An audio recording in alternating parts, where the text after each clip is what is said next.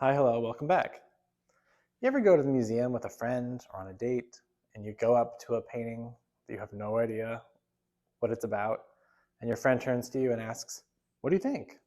If that describes you, then this video is for you. Hi, my name is Cooper. I'm your favorite painting teacher, and today I'm going to teach you how to read a painting. So let's get into it. Okay, so thinking about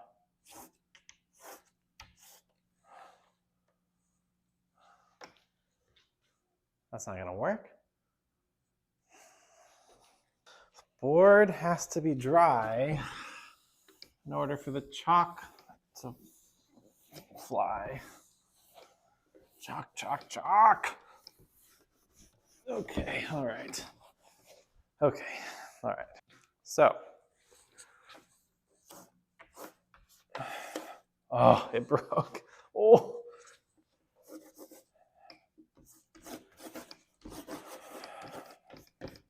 Ooh.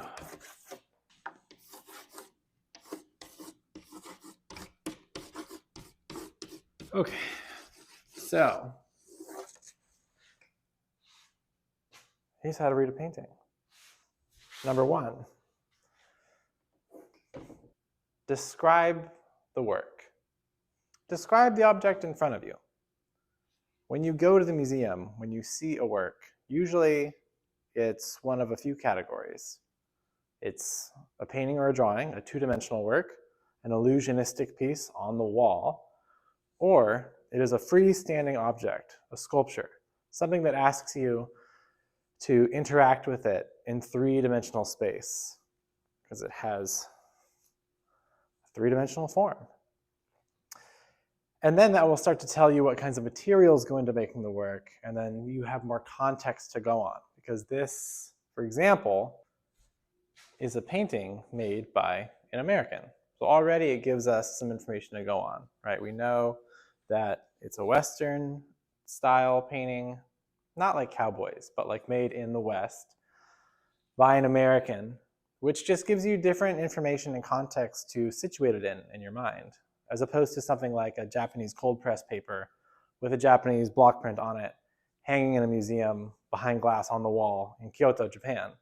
So things like that will already give you a little bit to go on when you're describing the physical object and starting to contextualize it in your mind. So that's the describe phase.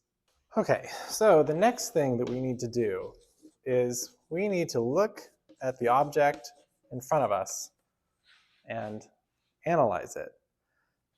Think about and look at, start to parse apart the details. What kinds of details or characters populate the piece? What setting is the image in? In this case, we're talking about a painting. What time of day? What details feel most important? What's largest? What do you get a sense that you're supposed to be paying attention to, right? Where's the focal point? Where does your eye go? We're starting to analyze the image in front of us. So here, you can see we're trying to figure out what are the important details and characters. We see that we are in what appears to be a studio, and we know that because there's an artist with a painting brush, and there's paint everywhere on the walls. It's not a clean space, and there are some gesso buckets or paint buckets, and also there's even a, what do you call this? Step ladder, as well as images on the wall, right? And we can see that it's painted in a very gestural, drippy style in places, and there's a general feel of messiness and also some objects in the space too, right? So this is where the hats come in. We see that our figure is contextualized with some sort of outfit that feels important. There's a poster on the wall of a black woman, crudely pasted onto the wall right there. There's a hooded figure here on the painting, and the painting is being painted over in this more abstract expressionist style. So we're trying to think about how all these things are starting to clue us in and give us details to connect the dots. So that's the analyze phase. The next thing that we need to do, and arguably the most important, is we need to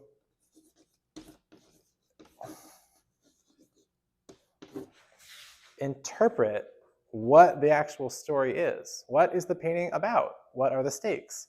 What kinds of questions is the piece trying to raise, or what kinds of questions is it trying to answer?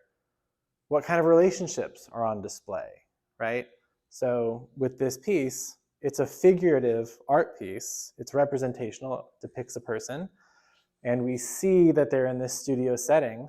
And based on the kinds of figures here on display and the fact that it's made by an American, you can get a sense that it's posing a commentary or asking questions about a relationship between maybe censoring an image, painting over something, but also the history of the US and the kinds of everyday evil that are left unchecked, if not challenged, and the kinds of people that stand up for those kinds of things. So here is a poster of the activist, Angela Davis, contrasted with a painting by the artist Philip Guston, known for his hooded figures that are depictions of Klansmen in the US.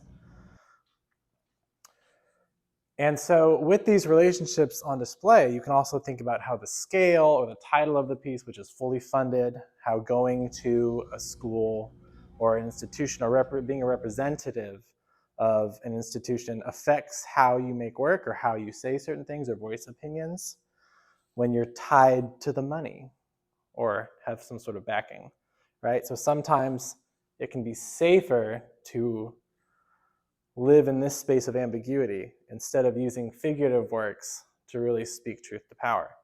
So these are the kinds of things on display here when you're interpreting the story or what the piece might mean. And this is where the understanding starts to come in. And also you may not agree with your friends. You might interpret it differently, and that is to be encouraged because all of you are going to have a relationship with this visual object that isn't spelling it out in words, and you're going to react to it differently based on your associations. So that's the interpret phase. All right, so the last thing we need to do is judge if we think it's an effective piece. Does it stick the landing? Is the content interesting, and is the form, is the way that the idea is depicted interesting? Do you agree or not with the premise or execution of the piece? So this is where your personal taste starts to come in. You may find it's a well-executed piece, but it just falls flat for you for whatever reason. And it's okay to say, I don't like this. This is not to my taste. As long as you can back it up with the interpretive phase of why or how you arrived at that conclusion. So that's how to read a painting. I hope that you got something out of this. So to review, all you have to do and all you need to know in order to read a painting is to be able to describe the object in front of you, analyze the details, the physical and formal details, interpret the story or the position that the artwork is taking, and then judge if you think it's effective, if you think it works. I hope this is useful to you. Let me know in the comments if you agree or not, and I'll see you next time.